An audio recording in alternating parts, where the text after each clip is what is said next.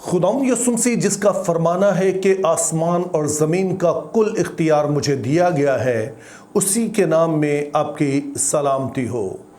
आज का जो सवाल है इसका ताल्लुक लूका की मार्फत लिखा गया इंजीली बयान उसका 4 बाब और 6 आयत से है। और जिस भाई ने ये सवाल भेजा है मैं उनके लिए भी शुक्रगुजार हूँ, और बाकी मुख्तलिफ लोग भी जो अपने सवालात भेजते रहते हैं उनका भी मैं दिल से शुक्रगुजार हूँ। और आप लोग जो कि इन वीडियोस को देखते हैं, आप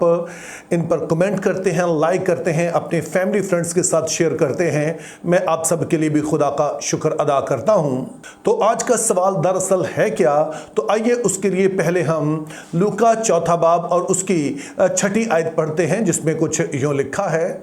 और उससे कहा कि ये सारा इख्तियार और उनकी सारी शान व शौकत तुझे दे दूंगा, क्योंकि ये मेरे स्पुर्द है और जिसको चाहता हूं देता हूं। अब ये वाक़या है कि जब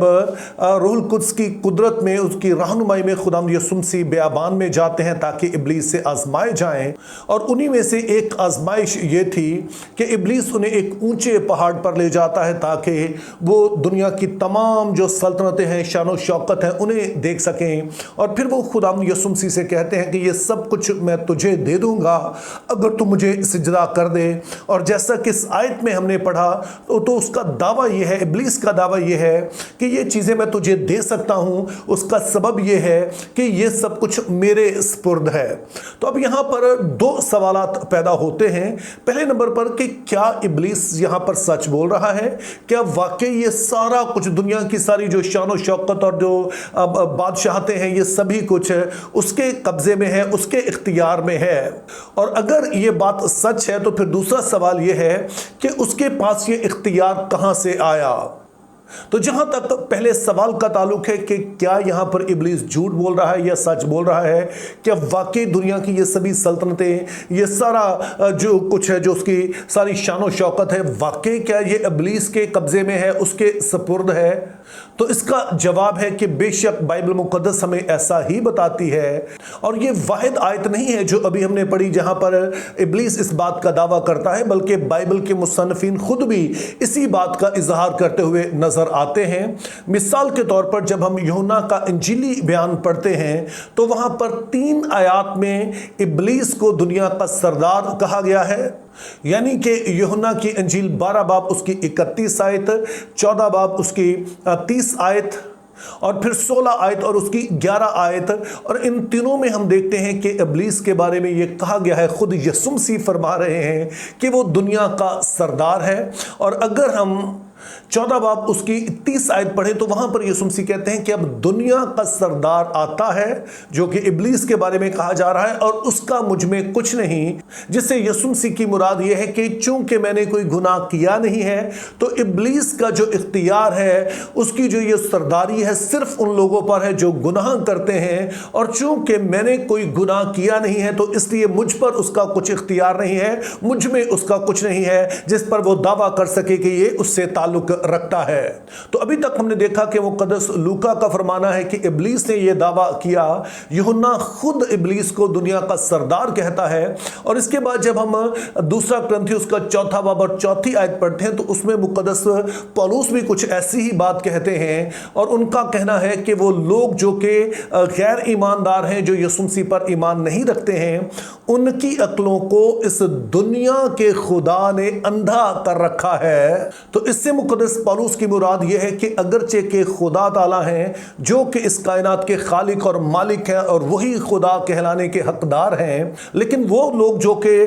खुदा ताला का इनकार कर देते हैं तो उसके बाद दरअसल वो किसी और को अपना खुदा बना लेते हैं। और इससे उनकी मुराद है कि इब्लीस जिसके पीछे लग के वो उसकी तरह के काम करते और उसका हुक्म मानते और फिर उसी तरह का वो बनना चाहते हैं। और फिर हम देखते हैं कि मुकद्दस यूहन्ना अपने पहले खत के 5वें बाब की 19 आयत में फरमाते हैं कि ये दुनिया शरीर के कब्जे में पड़ी है। तो यहां पर जो लफ्ज कब्जा इस्तेमाल हुआ है ये बड़ा दिलचस्प है, क्योंकि इससे मुराद ये होती है कि कोई ऐसी चीज जो बेसिकली आपकी नहीं है और आप जोर जबरदस्ती से किसी और तरह से आप उस पर कब्जा कर लेते हैं, उसके अपने ज़ेरे असर ले आते हैं। तो इस तरह से एक बात तो वाज़ेह है कि बाइबल मुकद्दस इब्लीस को दुनिया का सरदार سردار کہتی ہے، اسے اس جہاں کا خدا کہتی ہے، اس کو بتاتی ہے کہ وہ اس دنیا پر قابض ہے۔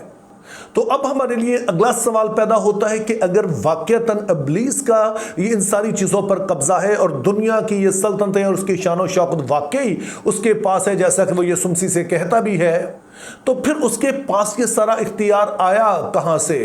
تو بائبل مقدس کیٹیگوریکلی تو اس کا جواب نہیں دیتی ہے، لیکن چند ایک باتیں جو ہمیں بتائی گئی ہیں اس کی بنیاد پر جو نتیجہ عکس کیا جاتا ہے میں آپ تک پہنچا دوں گا۔ تو پہلی چیز جو بائبل مقدس واضح طور پر ہمیں بتاتی ہے کہ خدا تعالیٰ اس کائنات کے خالق ہیں، اور چونکہ انہوں نے سب کچھ بنایا ہے تو وہ اس کائنات کے مالک ہیں، اور اسی لیے انہیں بادشاہ کہا جاتا ہے، چونکہ آئیڈیا بائبل مقدس میں یہ ہے کہ جو بادشاہ ہوتا ہے وہ کسی جگہ کا مالک ہوتا ہے، اور چونکہ خدا تعالیٰ نے یہ ساری کائنات بنائی تو وہ اس کے مالک بھی ہیں اور اس کے بادشاہ بھی ہیں۔ اور پھر دوسری بات ہم دیکھتے ہیں کہ جب خدا تعالیٰ نے انسان کو بنایا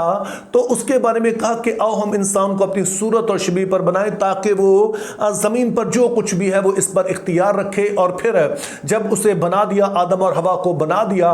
تو پیدائش پہلا باب اس کی 28 آیت میں لکھا ہے کہ خدا تعالیٰ نے انہیں برکت دی کہ پھلو اور بڑھو اور زمین کو معموروں محکوم کرو۔ محکوم کا مطلب ہے کہ اس پر تم اختیار رکھو، اس پر تم حکومت کرو۔ تو چونکہ خدا تعالیٰ پوری کائنات کے بادشاہ ہے، لیکن انہوں نے اس کا ایک حصہ جو ہے یعنی کہ جو زمین ہے وہ آدم اور حوا کے سپرد کی، نسل انسانی کے سپرد کی۔ اور تیسری بات ہم دیکھتے ہیں کہ خدا تعالیٰ نے آدم کو باغ عدن میں رکھا اور اسے کہا کہ تو نے میرے تابع رہنا ہے، تو نے مجھ پر بھروسہ کرنا ہے، اور اس بھروسے کا اظہار تو نے جو نیک و بد کی پہچان کا درخت ہے اس کا پھل ہے اسے نہ کھا کر کرنا ہے، چونکہ اگر تو اس میں سے کھائے گا تو اس کا مطلب یہ ہوگا کہ تو مجھ پر بھروسہ کرنے کی بجائے اپنے اوپر یا کسی اور پر بھروسہ کر رہا ہے۔ اور اگلی سٹوری ہمیں پتا ہے کہ ابلیس آ کر ہوا کو بہکاتا ہے اور وہ کچھ کرنے کے لیے کہتا ہے جو خدا نے حکم نہیں دیا ہے، بلکہ ابلیس ان کے دل میں شک ڈالتا ہے، اور اس طرح سے جو آدم اور حوا جنہوں نے خدا کے اختیار میں رہتے ہوئے زمین پر اختیار رکھنا تھا، اب وہ خدا کے اختیار کا انکار کرتے ہیں، اس کی بجائے وہ ابلیس کی بات مانتے ہیں، اور آپ جس کی بات مانتے ہیں آپ اسی کے اختیار میں ہیں۔ اور ابلیس نے ایگزیکٹلی ایسا ہی کیا کہ آدم اور حوا کو بہکایا اور وہ اس کے اختیار میں آ گئے۔ تو جو اب اختیار آدم اور حوا کے پاس تھا اب ہم دیکھتے ہیں کہ وہ ابلیس کے پاس چلا جاتا ہے۔ لیکن پھر ایک چوتھی بات جو ہمیں بائبل مقدس میں بتائی گئی ہے کہ جب یسوع مسیح اس دنیا میں آتے ہیں تو پھر اس سے پہلے کہ وہ آسمان پر اٹھائے جائیں وہ اس بات کا دعویٰ کرتے ہیں کہ یسوع مسیح نے کہا کہ آسمان اور زمین کا کل اختیار مجھے دیا گیا ہے، اور اس کے بعد نیا نامہ بار بار اس بات کو دہراتا ہے کہ یسوع مسیح ہیں جو کہ باپ کے دہانے بیٹھے ہیں، جس کا مطلب ہے کہ وہ پوری کائنات پر حکمرانی کر رہے ہیں، جس میں یہ زمین بھی شامل ہے۔ تو سوال یہ ہے کہ یسوع مسیح کے پاس یہ اختیار کیسے آیا؟ تو اس کا جواب اسی آیت میں ہے جو ہم نے ابھی پڑھی ہے، یعنی کہ لوکا 4 باب اور اس کی 6 آیت ہے کہ یسوع مسیح نے بجائے اس کے کہ وہ ابلیس کے قبضے میں جاتے، بجائے اس کے کہ وہ اس کی بات مانتے، خدا کے حکم کو ٹھکراتے، یسوع مسیح خدا باپ کے حکم میں رہے، ان کی تابعداری میں رہے، اور صرف یہیں پر نہیں، صرف اس بیابان میں نہیں، بلکہ اپنی زمینی زندگی کے اختتام پر بھی ہم انہیں دیکھتے ہیں کہ گتسمنی میں بھی انہوں نے کہا باپ ہو سکے تو یہ پیالہ مجھ سے ٹال جائے تو ابھی میری نہیں بلکہ تیری مرضی پوری ہو۔ اور اس طرح سے انہوں نے تمام اپنی زندگی پوری طرح سے باپ کی فرمانبرداری میں گزاری، خدا پر بھروسہ کیا، اور ہر ایک بات ویسے ہی کی جیسے باپ چاہتا ہے۔ تو اس طرح سے ہم دیکھتے ہیں کہ پہلے تو آدم ہے جس کو خدا تعالیٰ نے بنایا کہ وہ زمین پر اختیار رکھے، لیکن اس نے اپنا یہ اختیار ابلیس کو دے دیا۔ لیکن یسوع مسیح نے پوری طرح سے باپ کے اختیار میں رہ کر فرمانبرداری کر کے یہ حق پھر ابلیس سے واپس لے لیا، چونکہ اب دوبارہ سے کوئی آ گیا ہے، ابن آدم آ گیا ہے، کوئی ایسا انسان آیا ہے جو کہ ابلیس کے اختیار میں نہیں ہے، جیسے یسوع نے کہا کہ جو دنیا کا سردار ہے اس کا مجھ میں کچھ نہیں۔ تو اس طرح سے یہ اختیار واپس نسل انسانی کو مل جاتا ہے، اور یسوع مسیح جو کہ اگرچہ خدا ہے لیکن وہ اس دنیا میں انسان بن کے رہے، تو خدا تعالیٰ کا جو شروع سے پلان ہے تو وہ پورا ہوتا ہے کہ انسان جو ہے جس کو خدا खुदा ने खलक किया है वो ज़मीन पर इख्तियार रखे। और इसी सबब से हमारे ये ईमान की एक अहम अकाई है कि यीशु मसीह बाप के दाहिने हाथ बैठे हैं, जिसका मतलब ये है कि अब वो तमाम दुनिया का इख्तियार रखते हैं। और यही सबब है कि आज हम इब्लीसी क़ुव्वतों का मुकाबला कर पाते हैं। यही सबब है कि यीशु के नाम से हम बदरूहों को डांटते हैं, इनके सामने खड़े हो सकते हैं। और यीशु नाम का मतलब होता है यीशु के इख्तियार में। और इब्लीसी क़ुव्वतों को पता है कि अब उनका कानूनी तौर पर कोई हक नहीं रहा है, बल्कि यह हक यीशु मसीह के पास है। तो मेरी दुआ है कि खुदा हमें फजल दे कि हम इन बातों पर ईमान भी रख सकें और साथ में दलेरी के साथ जिंदगी जिए, ये जानकर है कि सारा इख्तियार मेरे और आपके खुदाम यीशु मसीह के पास है। Think biblically, live purposefully, have a very good day.